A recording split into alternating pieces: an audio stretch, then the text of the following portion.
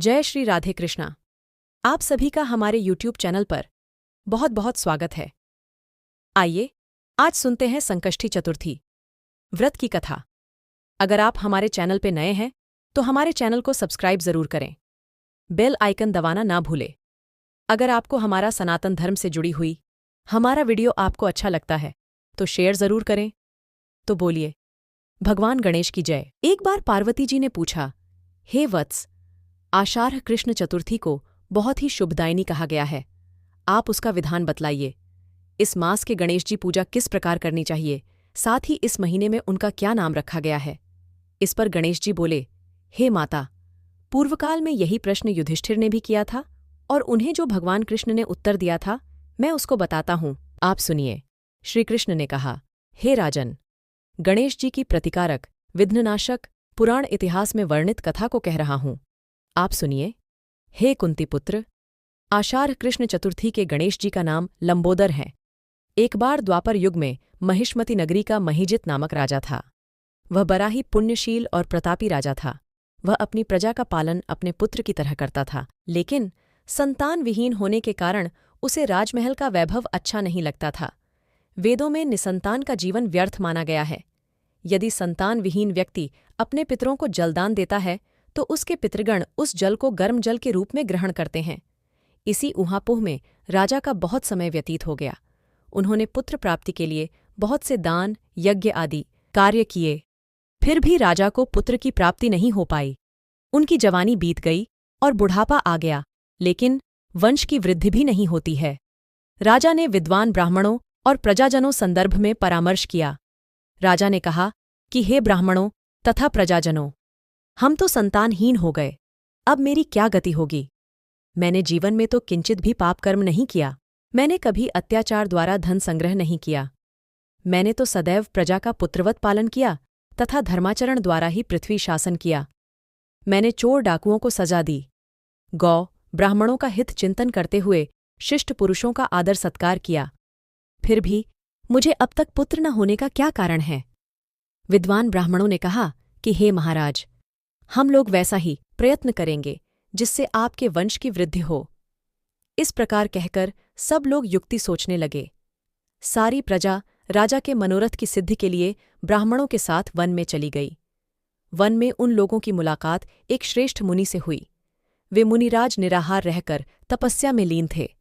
ब्रह्मा जी के सामान वे आत्मजीत, क्रोधजित तथा सनातन पुरुष थे। संपूर्ण वेद विशारद, दीर्घायु, अनंत और अनेक ब्रह्म ज्ञान संपन्न वे महात्मा थे।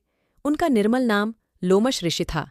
प्रत्येक कल्पांत में उनके एक एक रोम पतित होते थे, इसलिए उनका नाम लोमश ऋषि पर गया।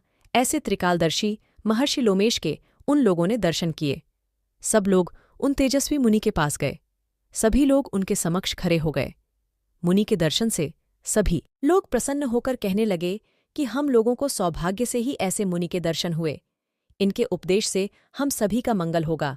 ऐसा निश्चय कर उन लोगों ने मुनिराज से कहा, हे ब्रह्म ऋषि, हम लोगों के दुहक का कारण सुनिए। अपने संदेह के निवारण के लिए हम लोग आपके पास आए हैं। हे भगवन, आप कोई उपाय बताएं। महर्षि लोमेश ने पूछा, सज्जनों, आप लोग यहाँ किस अभिप्राय से आए हैं? मुझसे आपका क्या प्रयोजन है? पूरी बात स्पष्ट रूप से कहिए, मैं आपके सभी संदेहों का निवारण करूंगा। प्रजाजनों ने उत्तर दिया, हे मुनिवर, हम माहिष्मती नगरी के निवासी हैं। हमारे राजा का नाम महिजित है। वह राजा ब्राह्मणों का रक्षक, धर्मात्मा, दानवीर, शूरवीर एवं मधुरभाषी है। उस राजा ने हम लोगों का पालन पोषण किया है, लेकिन उन्हें आज तक संतान की प्राप्ति नहीं हुई है। उन्होंने कहा, हे भगवान, माता पिता को केवल जन्मदाता ही होते हैं, लेकिन असल में पोषक तो राजा ही होता है। उन्हीं राजा के लिए हम गहन वन में आए हैं। आप कोई ऐसी युति बताइए जिससे राजा को संतान की प्राप्ति हो। ऐसे गुणवान राजा को कोई पुत्र न हो, यह बड़े दुर्भाग्य की बात। हे मुनिवर, किस व्रत, दान, पूजन आदि अनुष्ठान कराने से राजा को पुत्र होगा? आप कृपा करके हम सभी को बताएं। प्रजा की बात सुनकर महर्षि लोमेश बोले, हे भक्तजनों, आप लोग ध्यानपूर्वक सुने। मैं संकटनाशन व्रत को बतला रहा हूं। यह व्रत निसंतान को संतान और निर्धनों को धन देता है। आषाढ़ कृष्ण चतुर्थी को एकदंत गजानन नामक गणेश की पूजा करें। मैं संकट नाशन व्रत को बतला रहा हूँ। यह व्रत निसंतान को संतान और निर्धनों को धन देता है। आषाढ़ कृष्ण चतुर्थी को एकदंत गजानन नामक गणेश की पूजा करें। पूरे विधि विधान से व्रत करके राजा ब्राह्मणों को भोजन कराएं। साथ ही उन्हें वस्त्र दान करें।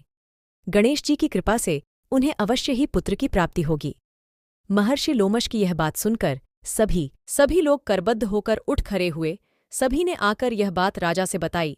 इसे सुनकर राजा बहुत प्रसन्न हुए और उन्होंने श्रद्धापूर्वक विधिवत गणेश चतुर्थी का व्रत करके ब्राह्मणों को भोजन वस्त्र आदि का दान दिया।